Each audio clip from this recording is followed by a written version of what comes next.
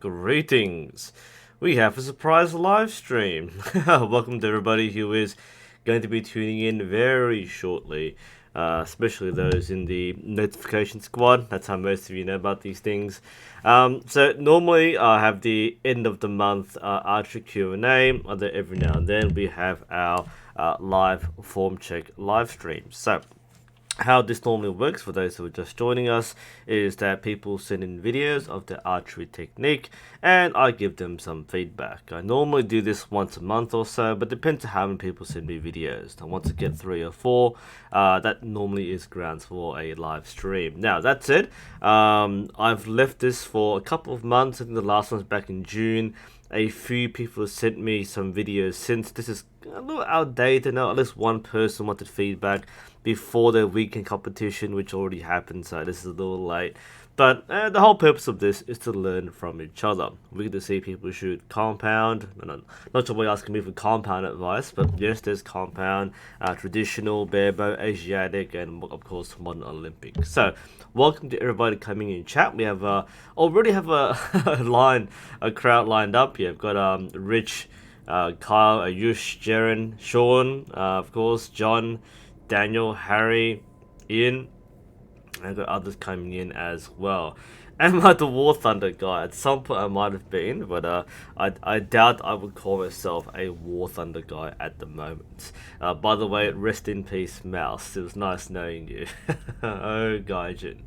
But no, we're not here for War Thunder. We are here for archery. So, I've got 4 videos lined up. Let's get straight to it, actually. We don't do. Oh, by the way, no, let's not get straight to it. I have something to show you. I know those of us who are just tuning in know my channel quite well. But you may have noticed the channel has had a bit of a facelift. Let's have a look. So, this is the new look channel. The same thing, really. But I've decided to go and update all the thumbnails. Everything here is brand spanking new. We're kind of the same videos, but I've rebranded most of these things. So I've been more focused on the archery side. There's still War Thunder stuff here, so anyone does the gaming stuff, it's down there somewhere. But the focus is on making sure that people who are new to the channel get this information as succinctly and as obviously as possible. So what I've chosen to do is I've rebranded most of the thumbnails to have a consistent color code. I originally started with just one style of archery, but over the past few years I've done more style, and these things, there are a lot of basics which transfer to multiple disciplines or multiple styles, but some things are exclusive. So just to avoid confusion, I know people should traditional sometimes call me out for talking about things which don't apply, and people should thumb draw, get really upset when I say, oh, this is wrong or this is right. So I've tried to clarify this by making it clear what I'm talking about in the video thumbnail. So you can see that the Olympic recurve stuff is in gold, the traditional is in green, Asiatic is in blue, historical stuff is in brown, and all my review things are in a light green, which is what I had before anyway. But you can see that I've also given the silhouette of the kind of style that this is most suitable for, just to make things a little easier. Same with the archery equipment. I've actually removed a few videos and moved into a different playlist. I've retired a couple of playlists. So things are still around. They've just been rebranded or placed in a different playlist. I'm still going through a few thumbnails at the moment, but this should give a nice cleaner look. I guess if you go to my recent videos, it'll look even cleaner. So I'm pretty happy with that. There are still a few things which need to be redone, but for the most part, this gives it a much more consistent look for the channel. So I'm pretty happy with that. Looks almost like I know what I'm doing, almost, but that is the channel update. I was going to update video, I guess I should at some point, but that's what we're looking at the moment. But we'll go to our form check. So by the way, hi chat, I'm kind of multitasking, I haven't popped out chat yet, but let's say hi to everybody in chat right now. I've given a brief shout out to a few people already, and here we go. So yes, Sean's still here. Keith, hello. An, or Ang in Vietnamese, of course. Oh, Sean, anything new with the Python? It's been a year since I got it. It's probably been a year since I shot it too. I suppose I should do a quick live/club update while I'm here. Very quickly, we're trying to do some reforms at the club. So what's happened is that my motivation for archery, as many of you know, has been quite low recently. Had some issues with my mental health and other things, but my motivation to get things done for archery has been quite low, and I've become a little dissatisfied with the way things are happening at my club. So we've had a meeting, we've talked through what we're going to do, and basically we're going to implement the badge system, which nearly every club in Australia has. So we're trying to incentivize more people to do training and run events and give them badges and awards and certificates and basically the stuff that I should be doing years ago. I'm hopefully finally starting to do.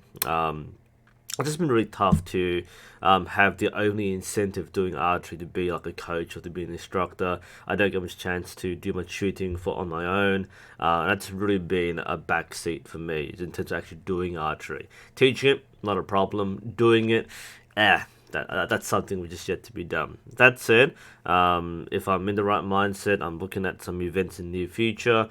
Plus, I've been invited by Coach Kesik Lee to attend his seminar.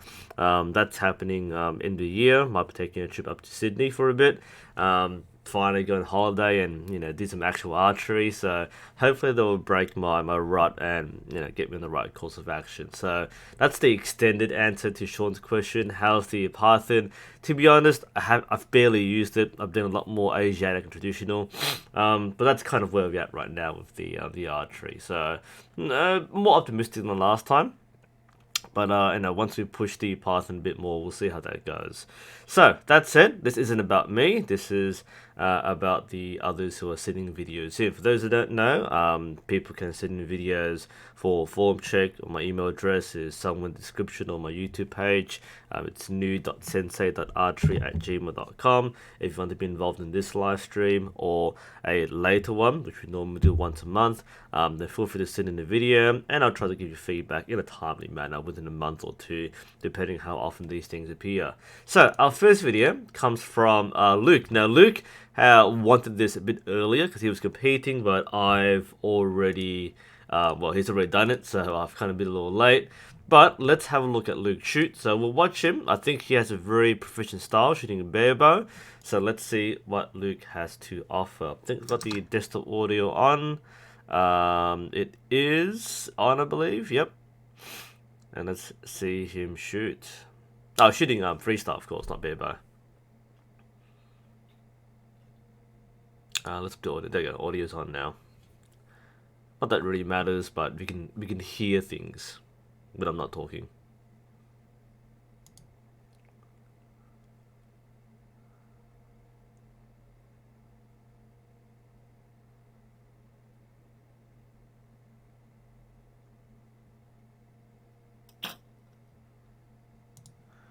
Okay, interesting.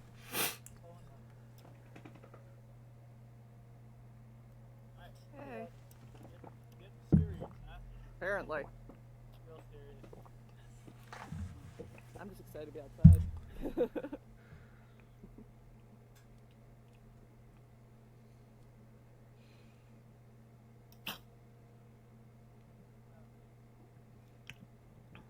I like the self-talk, by the way. I'm watching it quietly, but people do self-talk, especially when other people. It helps reinforce fundamentals, and you recognize and you reflect on what you've done. That's a really good habit to get into for most people.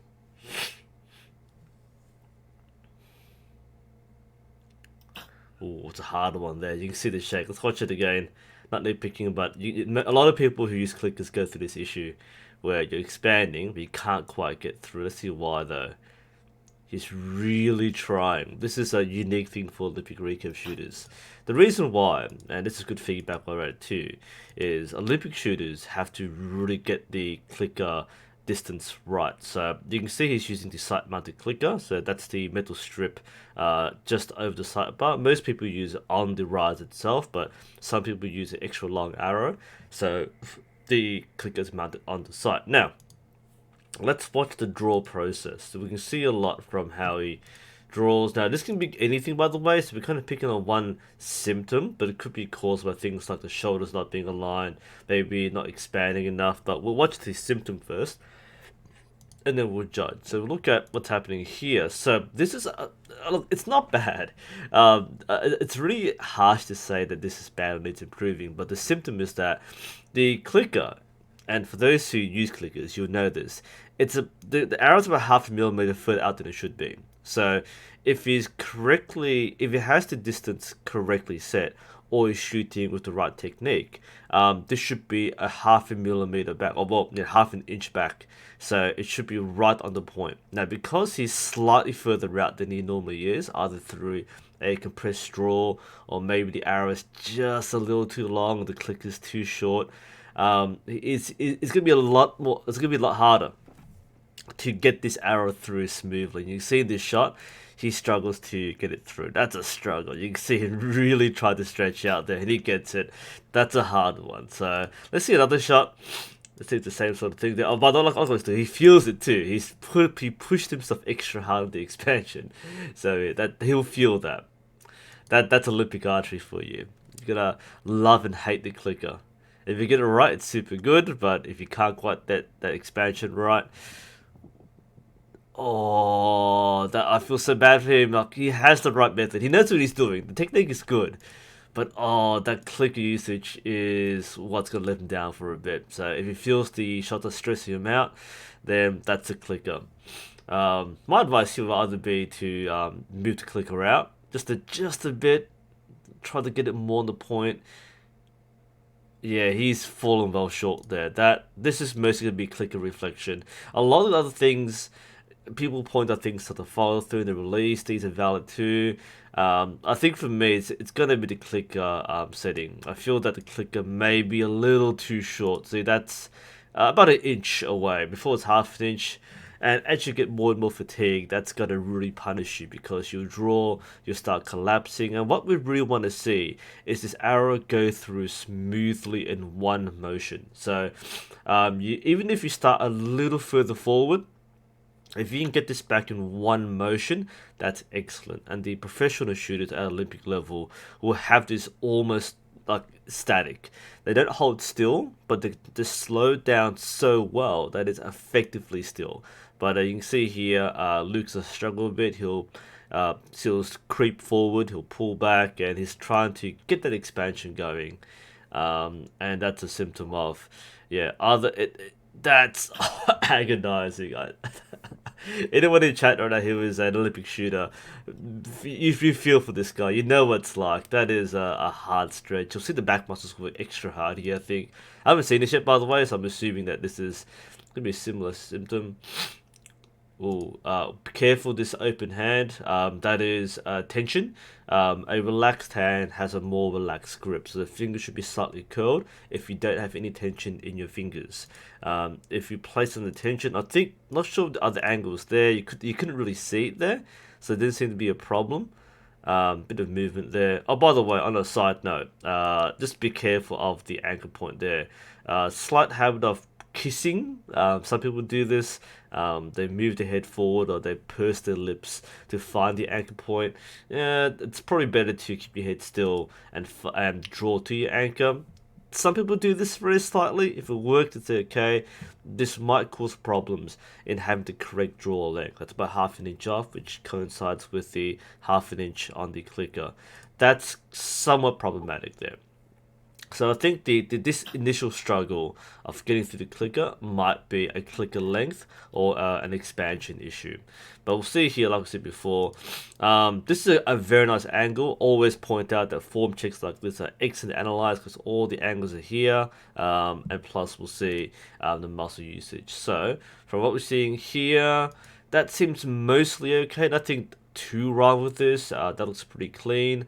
Like I said, the hand is a little open for me. I'd rather keep this curled up. And just to show you what I mean, let's just minimize this. We'll flip back to our main camera. What you'll see is that people who are trying very hard to keep the fingers off the riser will try to keep the fingers extended, or might have a spear grip. But what you want is to actually have a relaxed hand. So for those who are watching at home, just don't think about opening your hand. Just let your hand relax, and your hand forms this shape when relaxed. This isn't an intentional, you're trying really hard to get this. This is the correct shape of the hand when you're holding something. Yes, I've got a bow here. Spare riser. Want to review this. So for those who are watching again, if you look at this, people who are trying too hard to keep the hand off the riser, because that's the general idea, you don't want to grip it when shooting Olympic recurve, but when you're trying too hard to keep it open, it looks like that, and that's what you see on both sides of the hand there. That is a sign of tension. That's going to cause this to tremble just a bit here. You want to keep this relaxed. So some people will keep it inside the riser, others around, but normally that's how it looks like. There's no tension whatsoever. The bow just sits there. If you're using weights and the whole bow set up, it'll lean slightly forward. But that's the idea. If you see this, that's a sign of a bit of a common beginner mistake, is to keep this too extended. That'll cause strain, that'll cause torque and shake. This is preferable, and that's what we see in Luke's video over there. Alright, we'll put this down. Let's finish off that video. So see from the back. Oh. I wasn't watching there. His technique's mostly fine though, so his process is excellent. You can see the head moving from the back, it's more distinct, so he's probably pursing his lips, moving his head forward just a bit there. Like we said, probably better to keep this head still, draw to the anchor and find it there, rather than moving the head or the chin forward. Again, fingers relaxed. We can just click over here. Yeah, he's a little far out there, and he's working really hard to get that. You can see the muscles really shake there. Not sure what that was. Yeah, he's working very hard for this. And in general, when you have this correctly down, it's gonna feel like it's torture. But I feel, especially if you're scoring like this, that wasn't too bad. That was a pretty clean motion. Let's get the whole draw. It should come through. That's a fairly clean one. Better than the other ones, but that's a lot of stress on the shoulders there. The right kind of expansion. It's watching. Yeah, he's let down. Yeah, you can see. So after a few shots of this, you feel the muscles really start to hate you.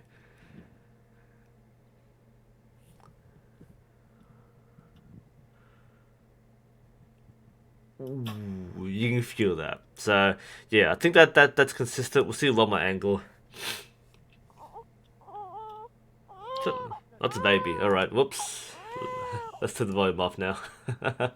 All right. Yeah, he's working hard. Oh, you can feel that. Luke, my man, I feel for you. Guys in chat, give respect to Luke for really pushing his back muscles. That's archery training. Oh, that's torture. This should be okay. Yeah, he's did the shot enough. Well done on that shot. It feels bad because when you like, especially when shooting competition, every time you let down, it's like you've done a shot without doing a shot. So it just feels awful to let down. You have to do it. And even in professional competition, people do this. They're let down because they can't do a crappy shot. But that is physical torture. I respect it, Luke. That's a clean release there. I mean, once you get the rhythm, it's possible to, even on a slightly overextended clicker, you should still get through. But I reckon my solution for this would be, I mean, there are some small things you could fix up. But I think if I were to address the immediate symptom, I might move the clicker out like half an inch. I think this is slightly too long a draw, because that's way too hard to draw. Over time I get used to it, but that'd be way too hard for a draw. But excellent stuff, Luke. Oh man, that is that's pain. Chat, what do you think? Is that is that? Oh, Luke's here. Hey, Luke. Oh man, F for muscles.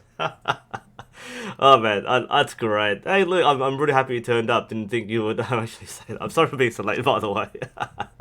Oh man. Where are we going? By the way, Ian, if it weren't for your videos, I would have shot myself in the foot by now. That is horrible. Let's see, what else are we talking about here? Ian, I like how the shooter pucked us up for a kiss.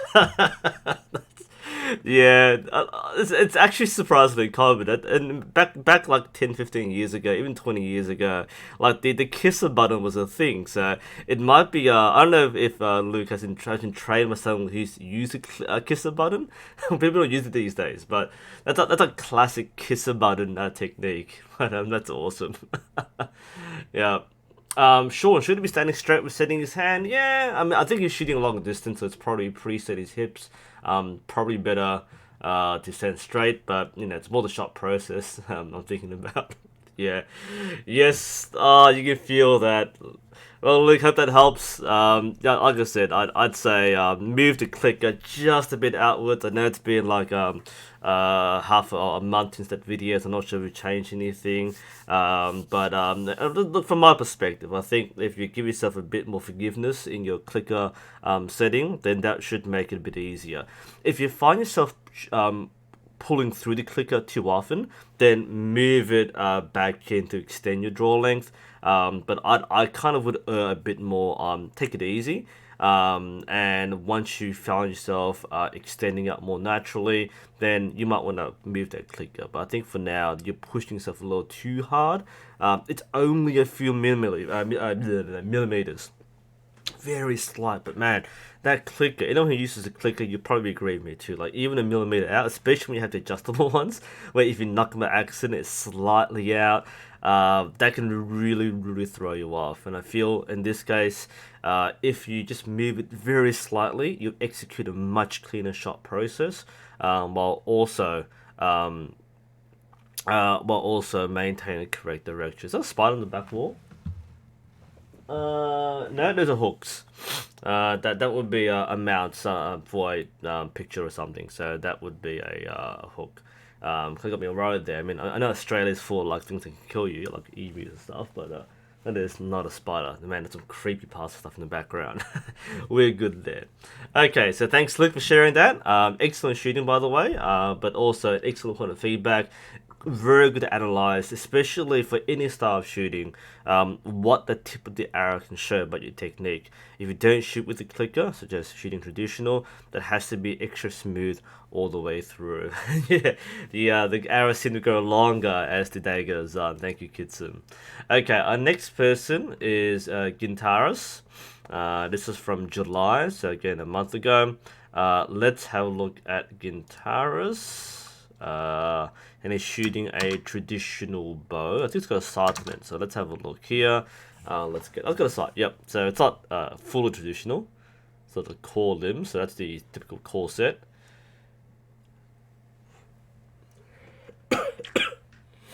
Ooh, not bad. Not bad. This is pretty much an Olympic style setup. It's a wooden trad bow, but it's the sight.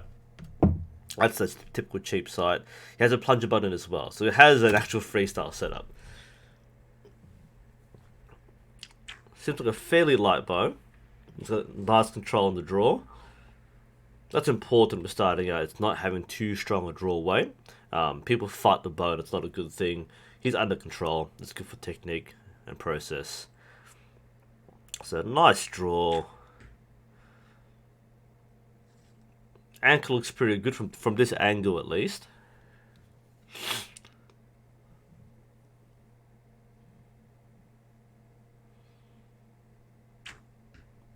He has good shot rhythm. He's shooting a fairly short distance, I imagine. He's sighted in, he's confident in shot process, so this is good flow. It's not as punishing as what Luke was doing earlier. It's a light above, so you know clicker. You can see what a relaxed process is. Now, of course, if you're shooting with clicker, you want to expand just a bit, but he's just shooting with the bow as it is. For the most part, this seems okay. Wouldn't give too much feedback. Probably the one thing I'm watching out for here is that release and follow through. That's a bit too much of a plug for my liking. The hand shouldn't fly back that far on a natural release. Especially on a light bow. I think for heavier bows, people tend to have a bit more movement because you're using more weight to pull it. But for a lighter bow, that seems a bit excessive. Let's go back and watch a few of these releases. So that's what it's got there. So technique-wise, excellent hand position. That's nice and relaxed as far as it goes without using a sling. Everything looks alright here. Elbow looks fine. Shoulder looks okay for the distance he's shooting at. Ankle looks pretty good. It's got a nice reference point. Tip of the nose is there, across the lips, under the jaw. That's a pretty good ankle. I mean, all things said, this is solid form for basically any archer. That's really good control. I think he's lit as well. What I'm looking out for is that release. It just seems a little too active. What you want to do is relax. Recently at my club, I've been telling my beginners not to open the fingers. That's actually what people say when they talk about release. I've said occasion too is open the fingers. That's correct. You do open the fingers. But I think it may be more correct to say that you want to relax the fingers. I've been doing more research because people pluck a lot with their fingers. So when you're releasing, just think of nothing. Just relax. Everything relaxes, and your fingers will uncurl naturally. The string will roll off naturally. Let the string do the work. Your fingers open up. If you're trying to open it too much, you end up with a pluck because your fingers don't open up in a consistent, synchronized manner.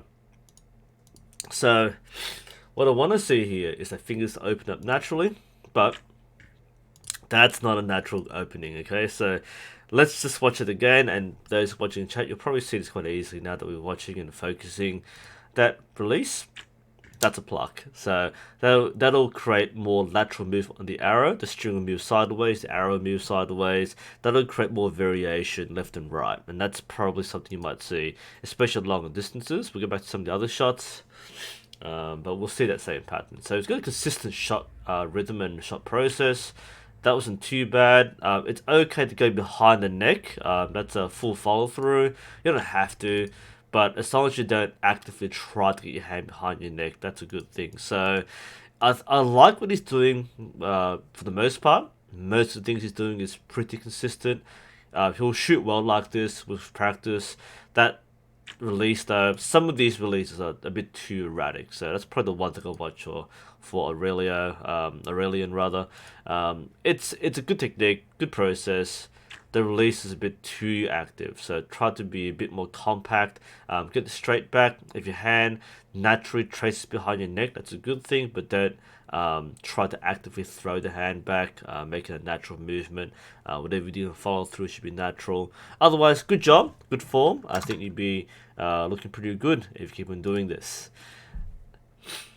Alright, I know Luke's still in chat, so if you have more feedback for Luke, feel free to give him feedback. It's been very good so far to learn from this. Sorry, that wasn't a red, that was Terrace. Aurelian's next, so I'm not going to, I'll look for Aurelian next. He's number 3, number 2 was Gintaris, and number 1 was Luke. Sorry about that, little mix up. Alright, get some hydration going, bit of fruit juice today.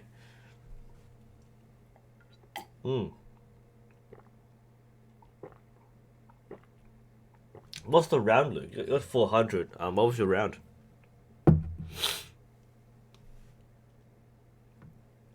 I agree with Kitty, by the way. You're right. That chin moving will change the draw length by half an inch. Alright. Let's see. Nothing interesting there. Alright, let's go to our next video. This might be nice and short and sweet. I'll get more time for questions later. Aurelian sent like 3 videos. This is the first one. He's shooting an Oneida. There we go. People love these bows. It looks good. So shooting with a finger tap. So there's a finger draw on the Oneida. Oneida? I don't even pronounce it. Oneida. Can't remember which model. Could be a Kestrel. It's one of those level bows. Alright. Is the sound on? Yes, it is. Oh, it's slow motion. Okay. Don't you love it? People just, it's like surprise slow motion. You're like, hang on, is the video paused? I mean, it looks really good, but it's really hard to tell the rhythm of the shot. But having said that, we'll see different angles later. This one's really hard to tell. Again, the fingers are a little too tense. If the fingers are relaxed, they'll curl naturally. You don't have to do it this way. Can't see the ankle properties angle. We'll check a different one. For the most part, in the super slow motion shot, which is super smooth. The video's still going, by the way. It's not normal speed. But that's either a really long hold or a really slow mo. From this angle, seems okay. This is a fairly short distance shot. Shoulders are in line. This is overall, the form looks good from this angle here. Can't tell too much from this angle. We might get a normal speed shot. There we go. Hopefully it stays normal. Yeah, that looks normal, right? Yeah, it's a normal shot. Sorry, really, I don't just making fun of your slow-mo. So he's string walking, it seems. Yeah, string walking with a compound or a lever bow, which is functionally a compound. People say, oh, it's a hybrid. Yeah, it's functionally a compound. Oh, we have a shot delay there. Okay. Yeah, this doesn't really show too much of a compound. Otherwise, from the back, form looks okay. Shoulders are engaged, back muscles are engaged. A little light in the release there, and a slight delay in the sound. Yeah, it's tough. It's different with a compound when you're shooting fingers like that. You still want to see back muscle engagement. Just because there's a let off doesn't mean, or war doesn't mean you don't use your back muscle. So this seems pretty good to me. Drawing seems okay for what it's using. Yeah, it's a slightly lip release, but you can get away with that with compounds a little different. Let's switch to a different angle. Let's just switch back to me for a bit. Hi, me. I should preload these videos while we're waiting. There is a front view and there is a back view. So let's preload these. Sound on and sound on. This should be a bit more informative. Let's flip back to Aurelian. There we go. That's much more helpful. Alright, it's the first shot slow motion. That's it normal, okay. Alright, so let's watch this next shot and watch the draw from the start. Alright, stance is nice and solid. So string walking there, it's measuring in the distance between knock and the finger tab. Ooh, is there a bit of movement in the shoulders? Yeah, hang on.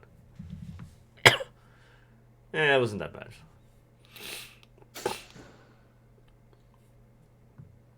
For the most part, this is fine. There's nothing wrong with this. Yeah, a little unusual to shoot with the fingers with this kind of bow. Normally it's a release aid as a compound, but if you're shooting finger draw, this is basically bare bow compound. And there's a cool factor in there. Now, I think this is like, I don't think anything's wrong with this. His process is what is using it for. I mean, if anything, there's a bit of head movement there. That seems to be more natural for aiming down with a peep sight. There's no peep sight. Otherwise, I'm just nitpicking. There's nothing really wrong with this. I think we saw before. There's a bit of a tense fingers on the bow hand, bit of head movement on the draw. So keeping your head still and drawing to your anchor is super important. Yeah, a bit of head movement to align.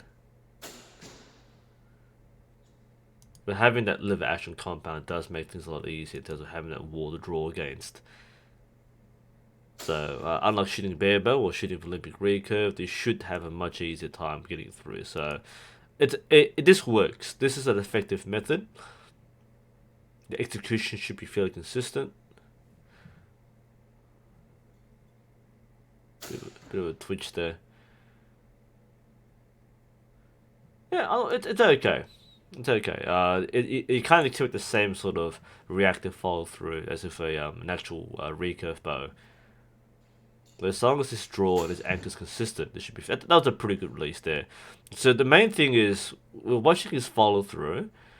That last one was really good because it showed a good level of reaction. That indicates constant motion being pulled back against the wall, but it's engaging his back muscles there. So with his hand comes back very closely there, that's probably his picture perfect follow through. That will feel really good for him.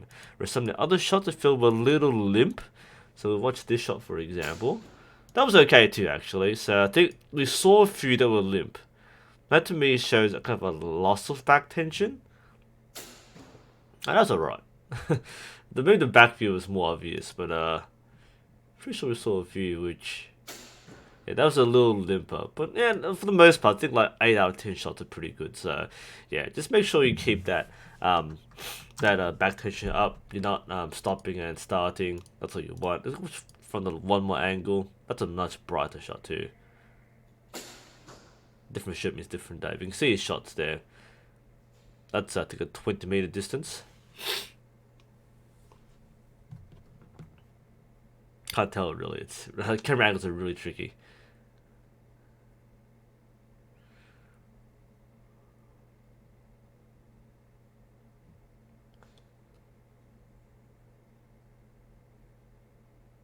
Yeah, it looks alright. Now that head motion can be tricky. You can see there's a slight cant. He does move his head towards the anchor. That's more indicative of a peep sight, but it's not using one. So he's well. Did I see down? I think that's fine. Yeah, okay. Yeah, I'd say just watch the head movement, especially when you're shooting with such a precise bow like the compound, or in this case a lever bow. You want to keep everything consistent. So any movement you need to make to get your shot right, to get your anchor point, is another point of potential variable.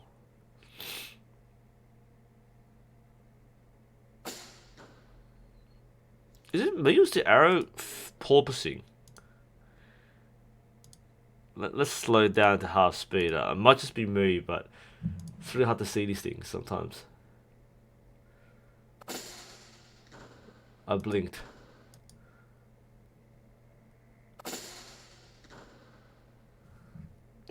Is it me, chat, or are the arrows porpoising? Yeah, let's watch another shot. Oh, that was not bad actually. It might just be a normal. Might be normal. Couldn't tell it was fish tailing or porpoising, but it might just be normal. Might be normal oscillation.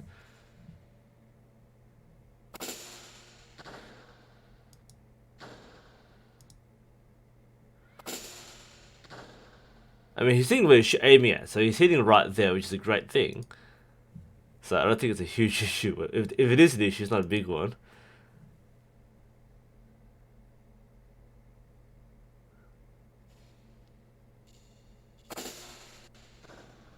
Yeah, no, he's fine.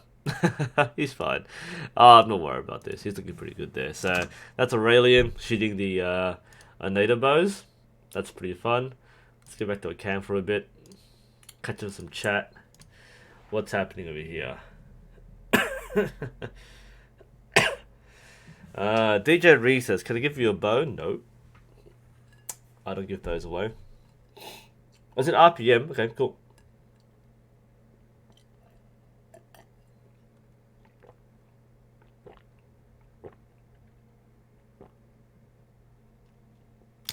Ian, the pinnacle of overcomplication. That's about right for those level bows.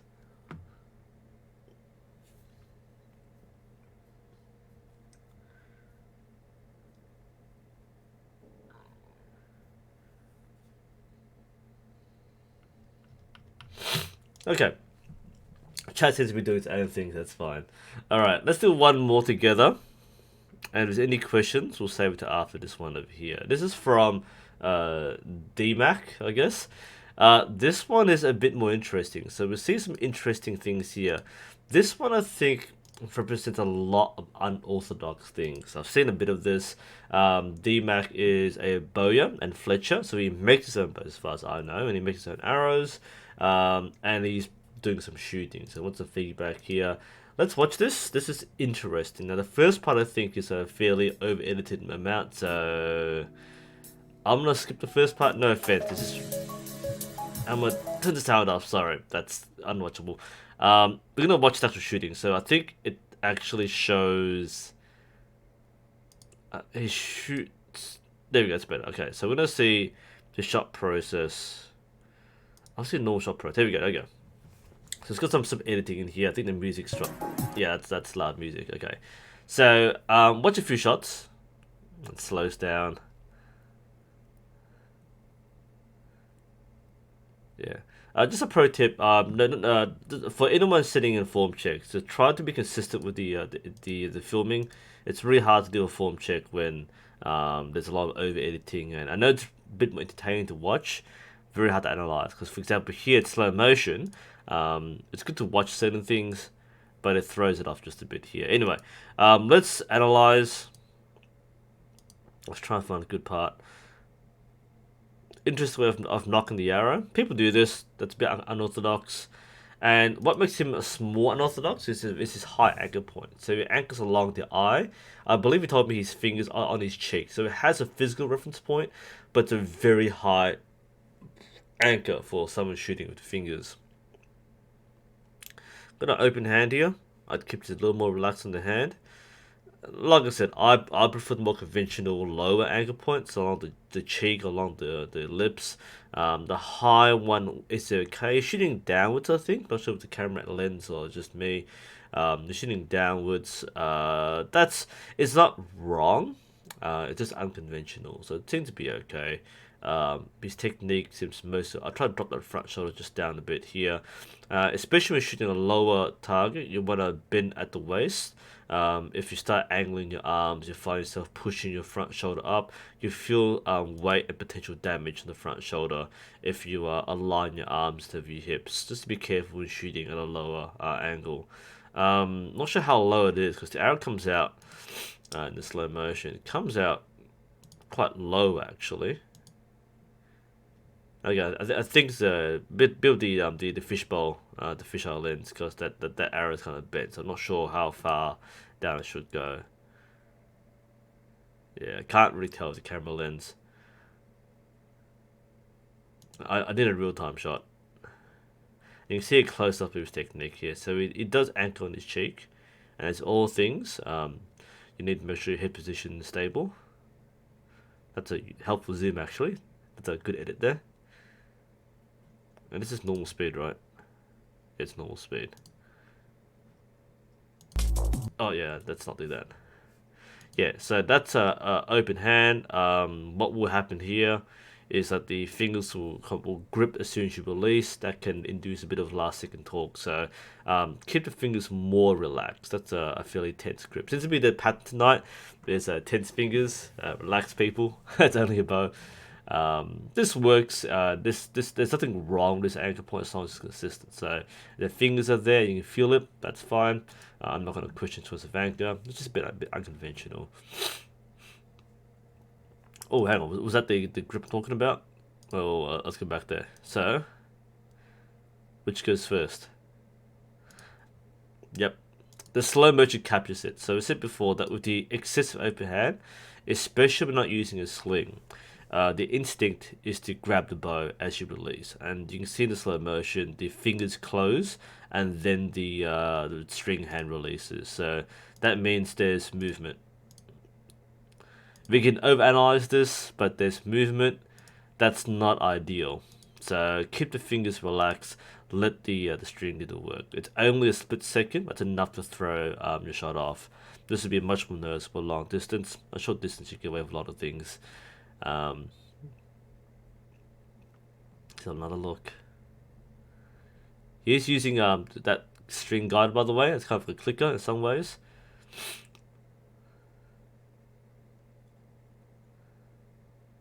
Yeah, the editing is a little hard to watch. I think it's hard to tell.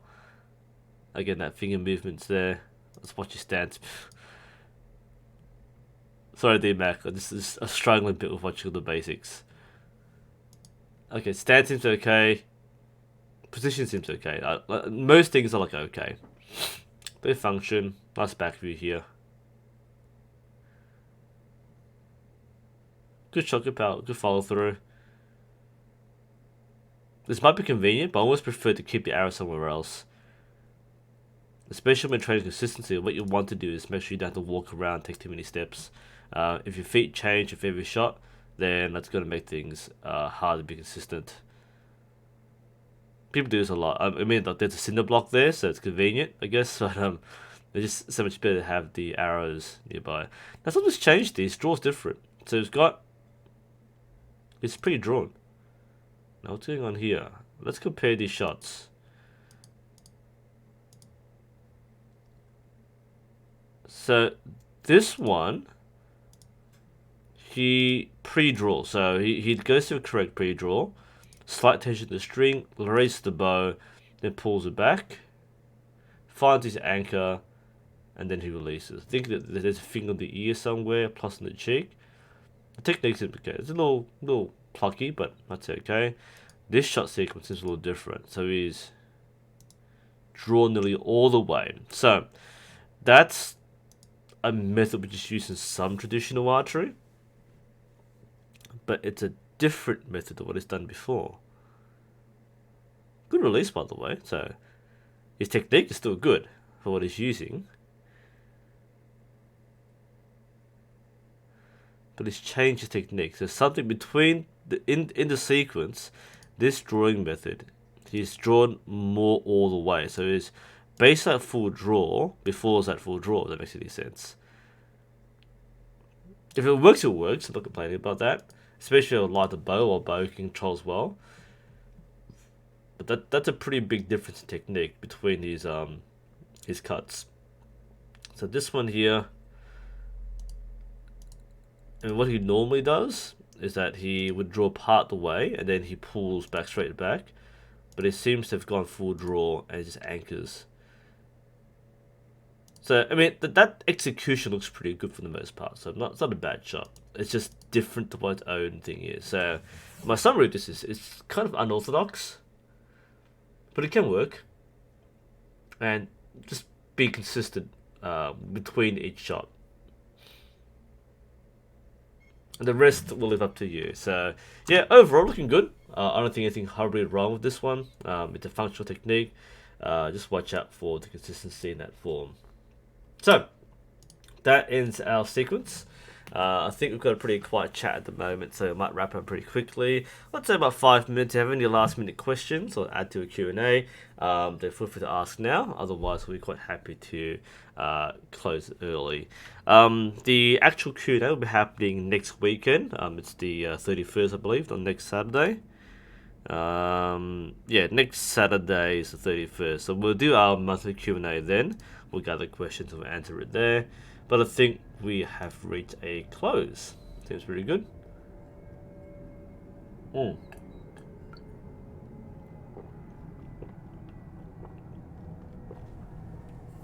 people actually asking me questions. What am I looking at?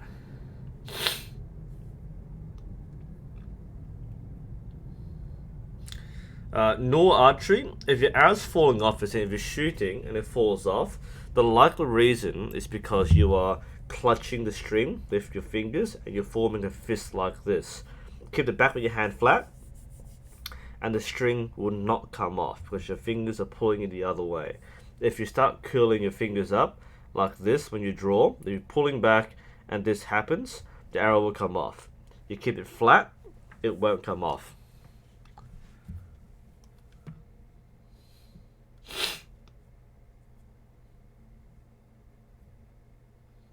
But yeah, as James pointed out, if you want to get feedback, this is the place to get it from. If you can watch you, even better.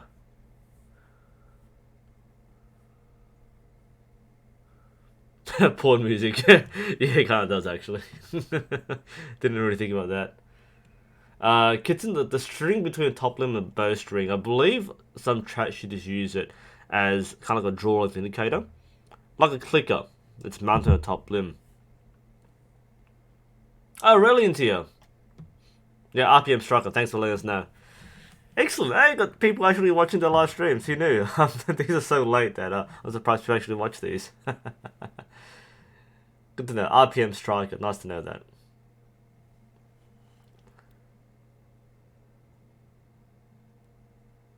X-Penguin, how do you practice the movement of your tilt at 60 or 70 meters? As silly as it sounds. Okay, look, if you have a small practice space, you don't really have much choice. But what some people do is that they actually mount their practice target higher. So if you're shooting at close distance, you basically want to measure what your angle is at 70 meters and have your reference point. If you're just doing drawing practices, then like elevate at what you think might be 70 meters on your sight setting, for example. So if you're shooting close distance, you might want to emulate long distance by elevating the target itself. So if you're shooting at extreme close range, then you can stand like right next to the target and aim at a 70 meter shot, which is kind of like from here to here at like 5 meters. But if you're shooting, say, at at a 5 meter target in your room or something, which you probably shouldn't do, but you have a very enclosed space, lift the target and actually shoot up towards that target. It's not that high. We're shooting only like 70 meters. So yeah, it's not that bad. But if you want to do that, then you can actually elevate your target or simulate an elevated target to help you with the hip alignment and long distance. Yeah, so no archery. Yeah, if you're touching your fingers, arrow comes off. Flat hand is the key. It's one of the things which is actually under taught. Like I show this to all my beginners at their first time because like 1 out of 3 beginners will probably keep flicking the arrow off and then don't know why. It's an easy solution. People keep thinking that it's because you're gripping the knock. That's one possible cause. But the main reason is, even if you grip the knock, if you have a flat hand, it's not going to come off. It's when the hand closes the other way that it comes off. People should really point it out more often on the instructor courses. It's something which is a very obvious cause, but people don't diagnose it very well. From what I've seen with the basic instructors, because it's not really taught as a form fault. Basically, you have these steps, and you can kind of figure it out there. Definitely, though, you just it's a flat hand is a desirable thing in your technique. Penguin, I'm not sure what you mean by Dutch target. Not too familiar with the terminology here. But what I mean is like you take your target and you put your sight setting for what 70 meters should be, and you place your target so that your sight is on that target where it should be. So that's kind of it's actually not that much higher depending on your draw weight and your sight setting.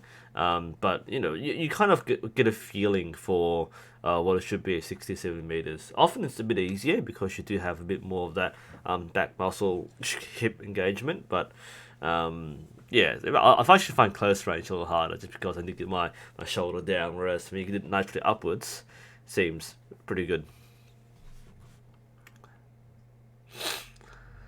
Sean, how would I justify buying more archery gear? I made a video about this, didn't I? Justifying buying more gear. Basically, a couple of things. Firstly, do I need more gear? As in, if I need something, like if I need more arrows, I'll buy more arrows. It's not really, I don't really need to justify that. And in some ways, if I need to replace something, that's a justification to get a better thing. So if I need to get like a better set of arrows, I might say, I'm down to 7 arrows. Might as well buy a new Archer's dozen and get a new set, and at the same time buy a new set of arrows to tune. That's basically what I would do. If you don't need something but you want something, I'd probably set like a personal goal or milestone. If you get this milestone, if you get this score, you beat this personal best, then you've earned something new. So maybe a new sight, for example, or a new accessory. So things which are driven by need, just get, like, don't even question why you want it, you need it. But if you want something and you don't actually need it, then set yourself a personal goal. That makes it a bit easier from an emotional and a mental point of view, that you've earned something. That's a bit different there. Sorry, I choked myself there. Another question from, just saw something before there. Hunter Stokes, $120 Bass Pro Bowl, Bass Pro Bow. Pro Bowl is what you see in the NFL. Yes, that seems to be the standard bow. Let me double check for you. Bass Pro Bow. If that looks like, if we're talking about a recurve bow, because that's a pretty vague thing.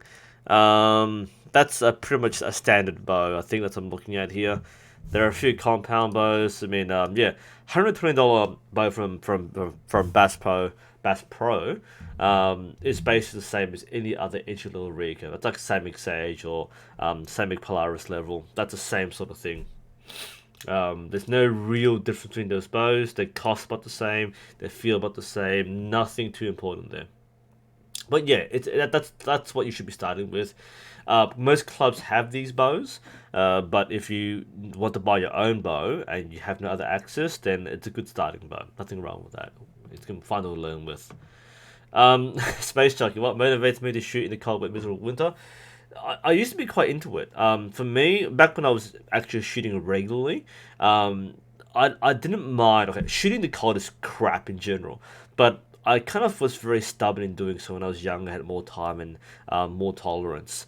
The reason was that I kind of felt more loyal to my schedule, right? So if I wanted to shoot every second day or every like Saturday or maintain a certain arrow count, then I would do so regardless of weather. So having a goal beyond just going to shoot was a strong motivator.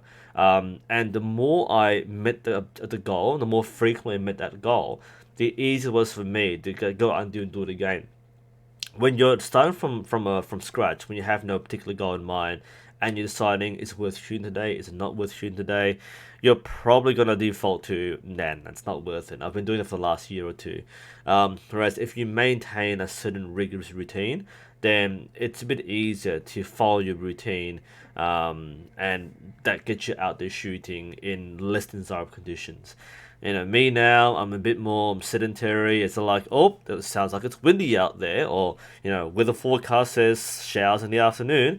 Better not shoot. That sort of thing. It's too easy to cop out when you have easy ways out, whereas the schedule kind of forces you to do shooting in undesirable conditions. So I guess putting yourself in a corner mentally kind of helps you get out there a bit more. A bit of strange job of thinking about it, but that's kind of how I justify shooting in bad conditions. So that's back when I used to. I had a question before. This is Jared. Jared Salo. What are club rounds? Okay, so understanding archery rounds. So rounds, most of us know this.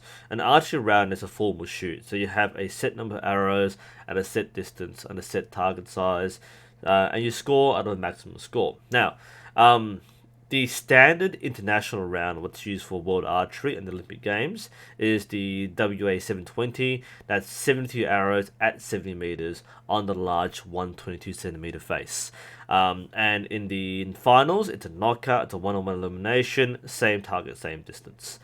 A club round has a lot more variables. So most club rounds are based off traditional scored rounds, which are at different distances compared to the current standard tournament. So a club round could be anywhere between 72 arrows to 90 to 120 to 144. And that can cover distances from 90 meters to 30 meters. So club rounds are named, again, different rounds for different regions. The rounds in America, different round in the UK, different to Australia, different names. Which makes it quite hard to shoot sometimes because you go to different places and you go, what round are you shooting? It's like, it's in Melbourne. What's in Melbourne? I still don't know the rounds very well, so that's why the international rounds are much more recognizable. If you shoot like a WA like 900, that's a standard round internationally. A WA 720 standard round, and so on. But club rounds are basically a normal round, but it uses a more local round. So, for example, one of our club rounds is a Canberra, which is named after a capital city, which is a WA 900. Which is 90 arrows, 30 each at 60, 50, and 40. There might be a short Canberra, which drops at 10 meters less. So it's a 50, 40, and 30, fairly easy round. Then we have rounds like the Adelaide round, which is 36 arrows, I think. No, it's 30 arrows at 60, 50, 40, and 30. There's two target sizes, so big face at two distances, small face at two distances, that sort of thing. So it's quite complex. You'll find that clubs and club rounds have a table which shows every possible round, and clubs might rotate through rounds on a weekly or monthly basis. So one day you might shoot one round, another day you might shoot another round.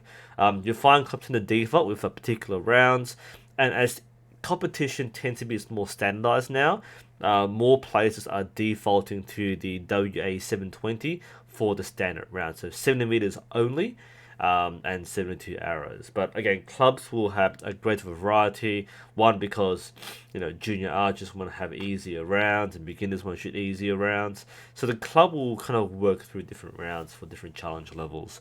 But that's what a club round is. A club round is a non-standard round. I mean, not like it's standard for the region or the state or the country, but it's not an international standard. So you have a different set of rounds. Oh, sorry. All right. Good question though.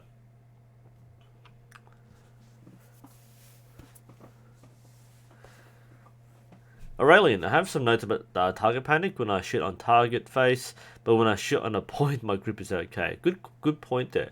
Yeah, that can be a huge thing for many people who are going through target panic. When you put a target with multiple colors, it throws you off.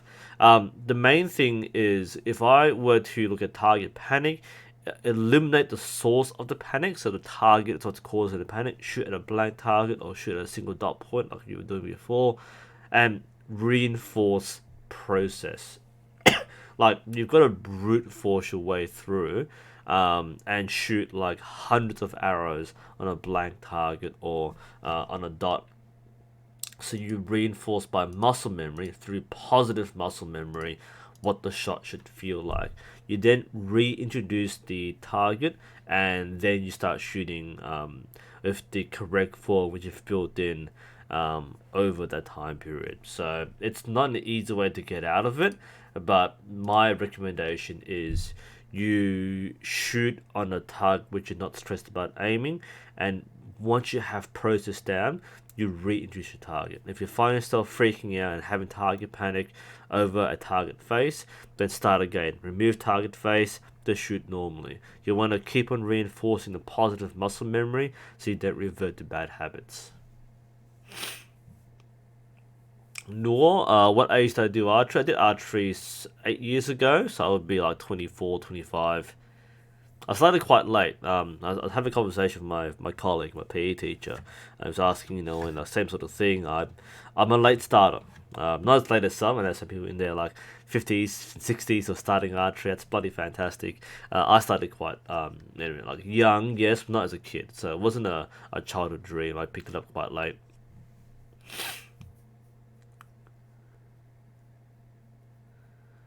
Joshua, what exercises do you strengthen upper back muscles? SPT, specific physical training. Is that what it stands for?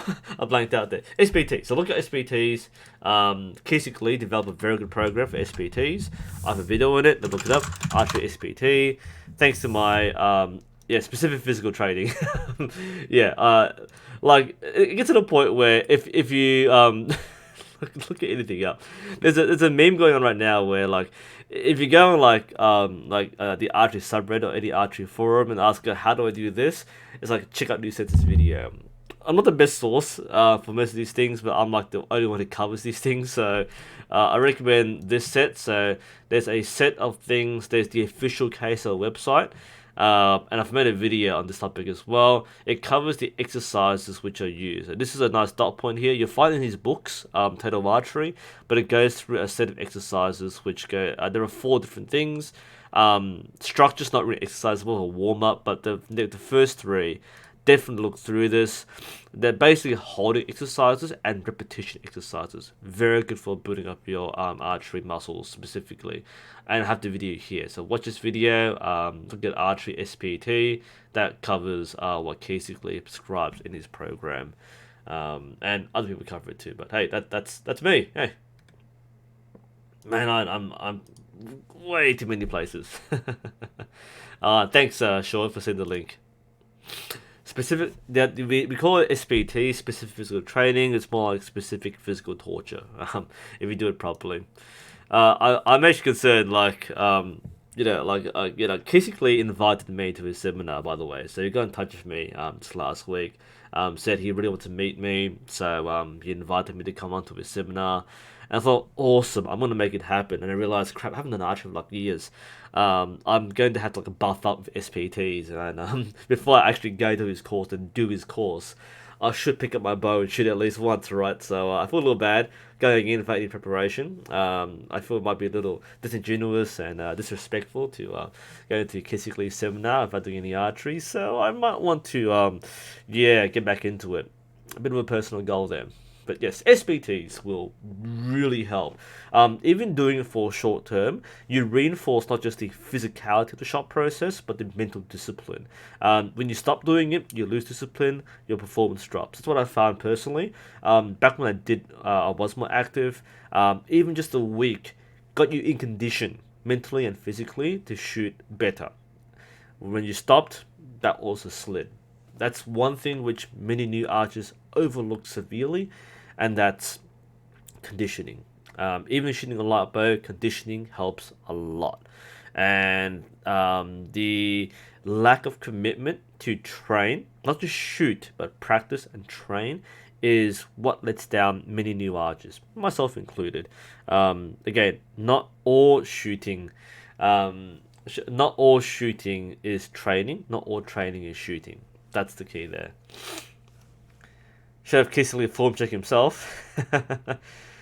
Yeah, I haven't officially announced it yet, but I've actually already paid for the seminar, so I didn't take time off work. That should be pretty easy. End of the year, there's no classes, so should be pretty easy. Have a bit of a trip up to Sydney. They run every year in Sydney. I haven't been. I've actually been before, but my first time going. I'm sure quite a few people will go, but I'd be quite excited to get up there. He wants to meet me. Yes, I get to meet him. Yes. That'd be a really exciting. Actually, get coached by someone who knows what he's doing. No offense to my coach, but I don't have a coach anymore, so it's kind of been a little bit of a slide there. Okay. In class, just watch the Bang Me video. The sad thing of that video, there's still a sidetrack there, but that particular Bang Me was not very good. The Bang Me, you've got to find the right bakery which sells proper Bang Me, not like any random roll. So that particular one's a local one. Bit of a shame because it wasn't that good, honestly speaking. No offense to that particular place, but fairly new bakery, bit of a modern one. Still Vietnamese run, by the way, but yeah, the really good ones are nice, toasty, crunchy, and make your gums bleed. Anyway, I reckon we'll end it there. It's now 11 p.m. here. It's been a 1.5 hour stream, I think, or roughly around there. I think that covers all the questions, by the way. Seems pretty good. Just double checking our chat. Any last minute questions? Kind of do it right now. Ooh, Jin, yeah, that's nasty, by the way. Your shot bouncing over the fence. Yeah, safety first, my friend. We've had freak shots. They happen. Do be careful of that. You need a backstop. Even a fence, if it's not high enough, isn't sufficient. Oh man, glad nothing happened there. That's pretty nasty. Oh, Thunderwolf. You have been shooting wrong hand-eye coordination. The best way to transition hands, just do it. I don't have any tips really. Get used to it. If you're shooting with the right eye, then that will actually make things quite easier. It's usually easier to switch hands and switch eyes. So once you start doing it, it becomes more natural. You get used to using opposite hand fairly quickly with consistent practice. Nor like share with me my struggle when doing archery for the first time. I didn't really struggle. Like I enjoyed it. Like my first time doing archery was fun. It's when I started competing. It's when things were hard. But the first few times, it's always have guidance. I had a good coach and a good instructor. Same person. He was really good. Used to work at national level. But yeah, having the right coach and the right mentor is a godsend. Can't really emphasize how important an experienced perspective can really fast track you through your development cycle, your development stage. So do that, you'll be fine. That's really what the struggle with. Find the right person to teach you. The more guidance you have, the better. We shoot both eyes open, no. That's standard. Oh, you're in Victoria, Klaus. Oh, nice. Plenty of places in Melbourne which sell Bang Me, especially in my area. We're a Vietnamese area. Lots of local bakeries make really good ones. Anyway, I think we'll end it there. Like I said, Q&A in the month, so we opened up a thread for that. So thanks for joining me, guys. Hopefully you found it interesting and helpful. Hope you liked the thumbnails. That's more like brighter, happier, more intuitive. But anyway, thanks for joining me. This is NUSensei, and we'll see you next time.